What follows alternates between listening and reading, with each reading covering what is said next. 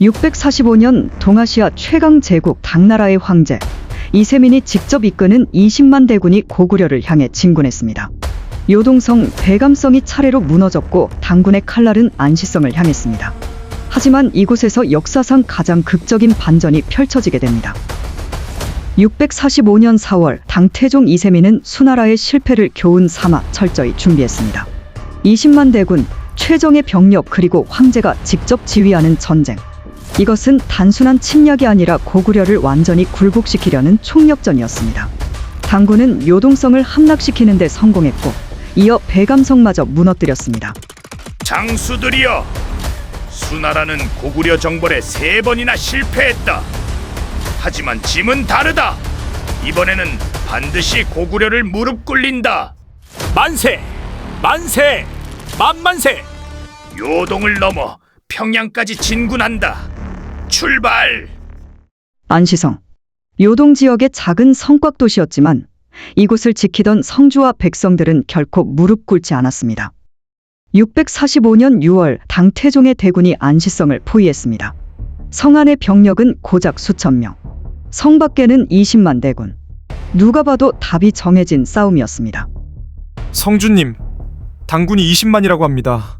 우리는 어떻게 막을 수 있습니까? 두려운가? 나도 두렵다. 하지만 이곳은 우리의 땅이고 너희는 나의 백성이다. 내가 너희를 지키듯 너희도 이 성을 지켜다오. 성주님을 따르겠습니다. 끝까지 싸우겠습니다. 안시성 사람들은 달랐습니다. 성주를 중심으로 군사와 백성이 하나가 되어 저항했습니다. 당군이 공격하면 끓는 물과 돌을 던졌고 밤이면 성 밖으로 나가 기습 공격을 감행했습니다. 당태종은 처음에는 여유로웠습니다. 며칠이면 함락되겠지. 그러나 며칠이 일주일이 되고 일주일이 한 달이 되었습니다. 안시성은 무너지지 않았습니다. 당태종은 초조해졌습니다. 그는 최후의 수단을 꺼냈습니다. 바로 토산작전. 토산이란 성벽보다 높은 인공 언덕을 쌓아 성 안을 내려다보며 공격하는 전술입니다. 당군은 50일 동안 밤낮 없이 흙을 날랐습니다. 마침내 안시성 성벽보다 높은 거대한 흑산이 완성되었습니다. 드디어 완성되었구나. 50일간의 노고가 헛되지 않았다. 이제 저 성벽 안이 훤히 내려다 보이지 않는가? 폐하, 토산이 완성되었으니 내일 새벽 총공격을 시작하겠습니다. 이번에야말로 안시성은 끝입니다. 좋다. 50일을 버틴 것도 대단하지만 이것으로 끝이다. 내일이면 안시성주를 직접 만나보게 되겠군. 같은 시각 안시성 성벽에서도 거대한 토산을 바라보는 사람들이 있었습니다. 성주님, 저 토산이 우리 성벽보다 높습니다. 내일 아침이면 저곳에서 화살이 비처럼 쏟아질 것입니다. 성 안 곳곳이 다 보입니다. 어디에 숨어도 소용없을 것 같습니다. 성주님, 결단을 내리셔야 합니다. 저것을 보라. 50일 동안 쌓아 올린 흙더미다. 당태종이 얼마나 우리를 무너뜨리고 싶어 하는지 저 높이가 말해주고 있다. 하지만 성주님, 50일 동안 저들은 흙을 날랐다. 그 50일 동안 우리는 무엇을 했는가? 우리도 싸웠다. 하루도 쉬지 않고 저들과 맞섰다. 저 흙더미 하나에 무릎 꿇을 우리가 아니다. 높이 쌓은 만큼 무너지는 것도더라. 내일을 기다려보자. 다음 날 새벽 당군 병사들이 토산 위로 올라가기 시작했습니다. 보이는가? 성안이 다 보인다. 승리다. 승리는 눈앞이었습니다. 이제 안시성은 끝이었습니다. 그런데 그 순간 이게 무슨 땅이 흔들린다. 무너진다. 토산이 무너진다. 갑자기 토산이 무너지기 시작했습니다. 당군의 토목 공사 책임자가 설계를 잘못한 것입니다. 거대한 흙더미가 쏟아져 내리면서 당군 병사 수백 명이 매몰되었습니다. 하지만 더 놀라운 일은 그 다음에 벌어졌습니다. 성주님, 토산이 무너졌습니다. 지금이 기회입니다. 하늘이 우리를 버리지 않았구나. 성문을 열어라. 전군 출격! 50일 동안 흙을 쌓느라 지친 당군을 우리가 흙 속에 묻어줄 차례다. 나를 따르라. 안시성 군사들이 성문을 열고 나왔습니다. 혼란에 빠진 당군을 향해 총공격을 감행한 것입니다. 무너진 토산으로 당군은 완전히 혼란에 빠졌습니다. 수백 명이 매몰되고 나머지는 도망치기 바빴습니다. 안시성군은 무너진 토산을 역으로 점령했습니다. 그리고 그곳을 새로운 방어 진지로 삼았습니다. 당태종의 필살기는 완벽하게 실패했습니다.